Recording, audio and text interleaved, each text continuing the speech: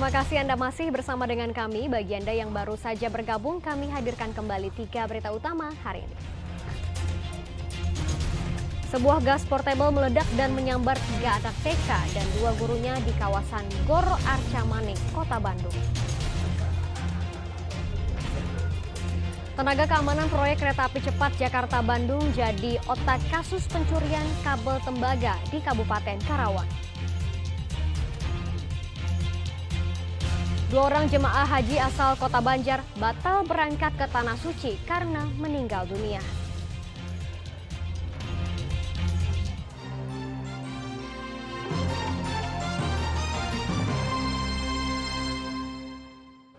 Aparat Sat Narkoba Polresta Bogor Kota meringkus seorang pengedar narkoba yang hendak mengantarkan puluhan gram sabu-sabu di kawasan Baranang Siang.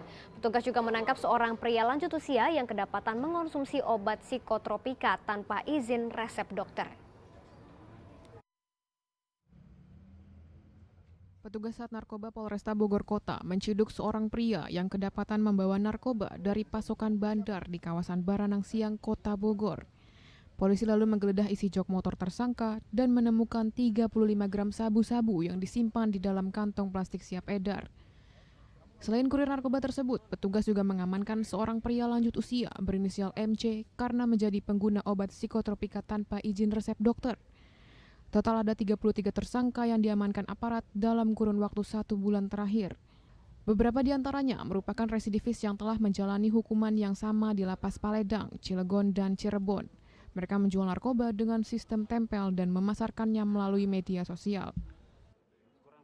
Untuk tersangka sabu-sabu, penyalahgunaan sabu-sabu yang diamankan ada berjumlah 16 orang.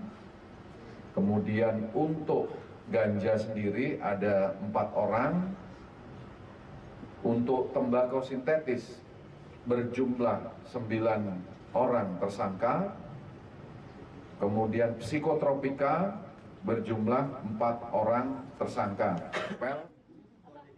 Dari tangan tersangka, petugas mengamankan barang bukti berupa sabu-sabu 222 gram, ganja 776 gram, tembakau sintetis 235 gram, obat psikotropika 149 butir, serta timbangan dan telepon genggam. Mereka dijerat dengan Undang-Undang Nomor 35 Tahun 2009 tentang narkotika dengan ancaman hukuman di atas 5 tahun penjara. Iwan Kurniawan melaporkan dari Kota Bogor. Kita ke informasi lainnya, puluhan kendaraan terkena razia petugas di Kota Tasikmalaya saat digelar razia pajak kendaraan. Di Kota Tasikmalaya pun jumlah pembayar pajak kendaraan ternyata sangat rendah, baru 28% dari ratusan ribu kendaraan yang terdaftar. Petugas dari Badan Pendapatan Daerah Bapenda Jawa Barat di kantor Samsat Kota Tasikmalaya bersama dengan jajaran Satlantas Polres Tasikmalaya Kota menggelar razia kendaraan bermotor. Razia dilakukan terhadap kendaraan yang belum membayar pajak kendaraan, baik roda 4 maupun roda 2. Razia dilakukan di Jalan Hazet Mustafa dengan melaksanakan bayar pajak di tempat. Petugas yang menghentikan kendaraan langsung memeriksa bukti pembayaran pajak.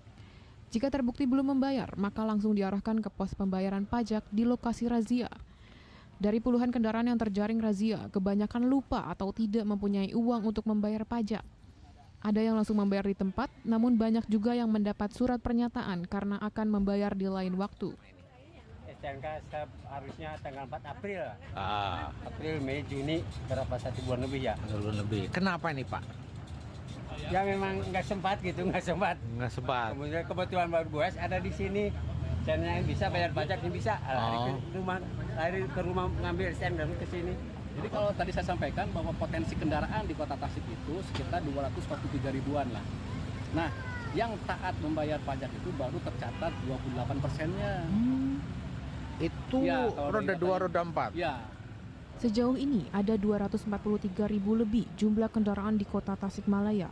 Dari jumlah itu, baru 28% saja yang membayar pajak dengan berbagai alasan seperti tidak punya dana atau sudah berpindah tangan. Sebagian besar adalah kendaraan roda 2. Eko Setiabudi melaporkan dari Kota Tasikmalaya. Petugas Satreskrim dan tim Saga Buana Polres Karawang mengamankan 6 orang terduga pelaku pencurian kabel tembaga dan alat vital kereta api cepat Jakarta-Bandung di wilayah Kabupaten Karawang. Otak dari kasus pencurian ini ternyata adalah tenaga keamanan di proyek kereta cepat.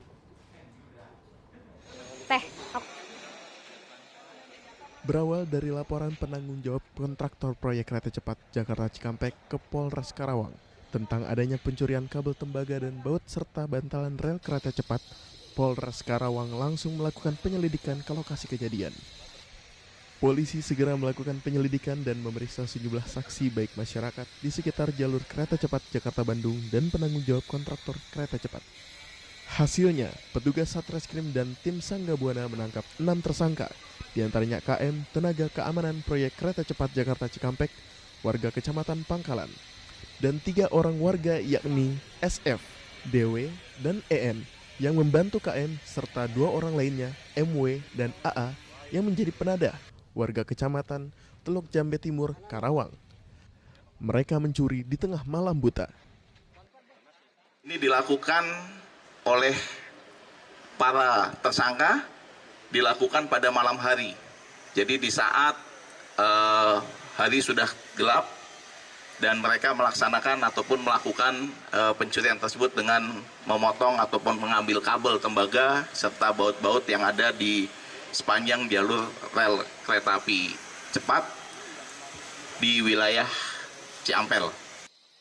Petugas juga mengamankan barang bukti sekarung kabel tembaga, gergaji besi, rompi, dan 1 mobil yang diduga digunakan oleh pelaku. 4 orang tersangka akan dijerat pasal 363 dengan ancaman 7 tahun penjara dan 2 orang lainnya dijerat pasal 480 dengan ancaman 4 tahun penjara. Syamsu Nursyam melaporkan dari Kabupaten Karawang. Viral video seorang pekerja migran ilegal minta dipulangkan dari Suriah. Polres Cianjur pun menangkap 2 tersangka tindak pidana perdagangan orang. Kedua tersangka bekerja sama dengan 1 orang tersangka lain yang tinggal di Suriah. Saya kalau sudah jadi penyakitnya, sering larinya ke sesak napas. Saya di sini pengen pulang, Bapak. Saya di sini kerja baru 3 bulan. Saya pengen pulang ke Indonesia.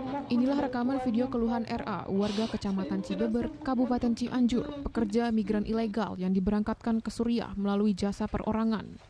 Video ini lalu viral berdasarkan laporan dari kuasa hukum korban. Polisi dari Polres Cianjur akhirnya menangkap tersangka LH dan YL, ibu rumah tangga, yang mengirimkan RA secara ilegal sebagai pekerja migran ke Suriah, bekerja sama dengan 1 tersangka lainnya yang tinggal di Suriah selama 5 tahun bernama FH. Kedua tersangka dalam merekrut pekerja migran ilegal mengiming-imingi korban gaji sebesar 10 juta rupiah per bulan. Sindikat pemberangkatan pekerja migran ilegal ini dimodali tersangka YL dengan keuntungan puluhan juta rupiah.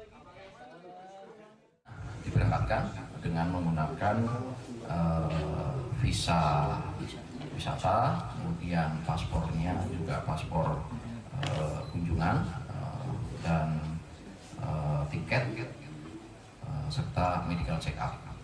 Pemodalnya adalah saudara YL. Untuk tiket, untuk fee untuk HP dan sebagainya.